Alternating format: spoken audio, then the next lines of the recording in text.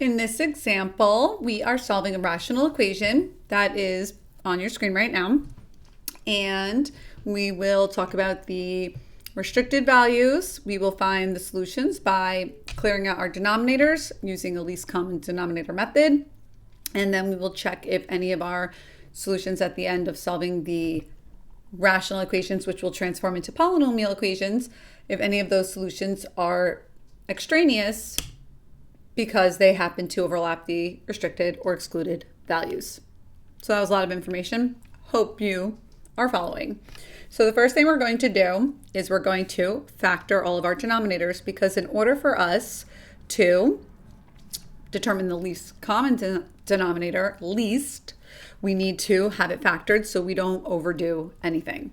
So this over here, often if you have a quadratic and some linears, those linear factors are probably the ingredients of your quadratic if you factor it. So if I use the x and x, and if I look at this 2 and 4, they already look promising. They look like they make 6. They look like they make 8. Lovely. This is positive. That means that both signs are the same. I'll start off by making them both minus, since you can easily turn minus into plus. And since this is minus, they're both the same. They both are this sign. So they are both minus. Outer, inner, does that make -6? Yes, it does. Last times last, does that make, did I say -8 or 6 before? Outer and inner make -6, and then last times last makes 8. So you should be pretty good with that. I'm going to cross that out with an X, not scribble, scrabble, white out, or anything like that, because what if I need to read it later? So don't go crazy. All right, so what I'm going to do right now is I'm going to be a little lazy this time through, and I'm going to multiply one time around the whole equation. Really, you should do it on both sides and whatever, by the least common denominator. Now, what is the least common denominator? Well, I'm glad you asked. The least common denominator, hopefully, if you did this correctly, is the product of x minus 2 and x minus 4. This you'll know is correct when you're working out this problem, because when all is said and done, when you distribute it through, without expanding and multiplying, everything should just work out nicely. You will be able to cross out any and all denominators, right? And then you can worry about any expanding or multiplying after that part is taken care of. Alrighty? So let's get to it. Multiply that in over here. This times this. If we were to show the work, it would be x times this and this over that right there. X minus 2 would cross out or reduce down to 1, simplify, and you would be left with the x in the numerator times only the x minus 4. Bring down that plus sign. I try to keep it as lined up as I can. 2 in the numerator is going to be multiplied by this, but the x minus 4 here and here will reduce or simplify down to 1. So the 2 only needs to worry about the x minus 2 getting multiplied. And over here, we have 4x minus 12. And we just happen to not need parentheses this time, because it's going to be multiplied by this and this while it's over the same exact thing. So that's all there is to it. We're going to distribute the x, distribute the 2, get rid of the parentheses, and now we'll have a polynomial equation. It's going to be a quadratic or a second degree. So that means I'm going to get everything to one side, get it equal to 0, try to factor. Factoring doesn't work. I could use quadratic formula, or I guess I could use rational root theorem if I wanted to. So let's keep it moving. X squared minus 4x plus 2x minus 4 equals 4x minus 12. All right. Now I'm just going to scooch some of this. Let's crop some of this off the screen right now, because, you know, I don't love it when my amazing students just fast forward the video to try to just copy down what's on the screen when we should be listening, learning, and becoming brilliant geniuses, right? So let's just make this annoying for you if you are trying to do that. You're welcome. You're welcome. Now, combine like terms, and then I'm going to bring stuff over. So let's see, x squared is the only x squared. -4 and +2 is -2x.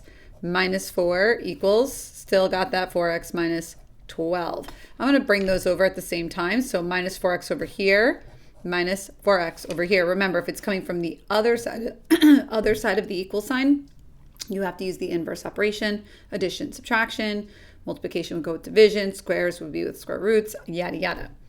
And I'm going to add 12. And of course, we add it to its like terms.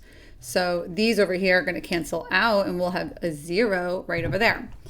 What about on the left? What will we be working with over here? Well, let's find out. We will have, let's see what else I could do here to make this super duper annoying. Here we go. X squared minus 6x, right?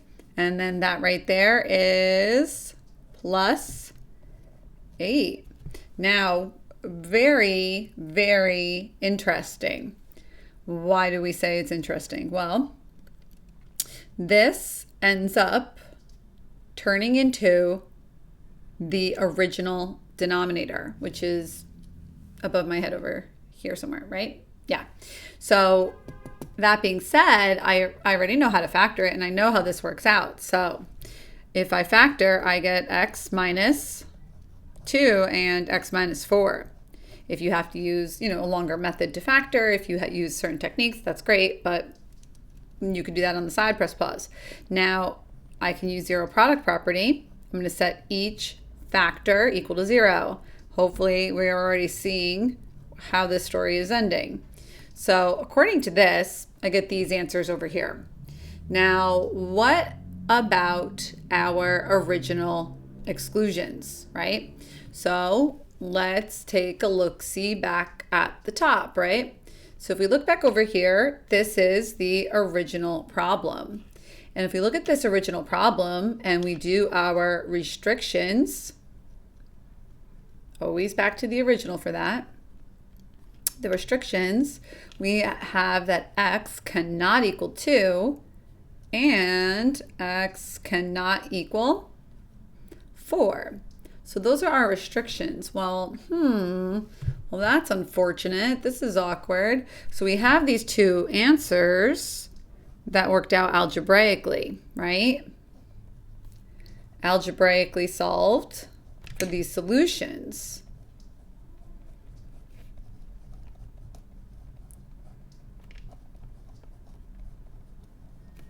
Now, for anyone who's fast forwarding and not listening and only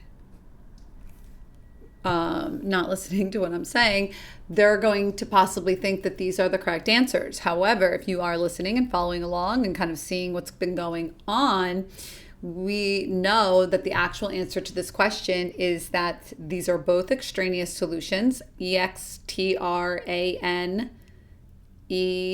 it's weird to spell it, A-O-U-S? No, I don't know. I have to write it down.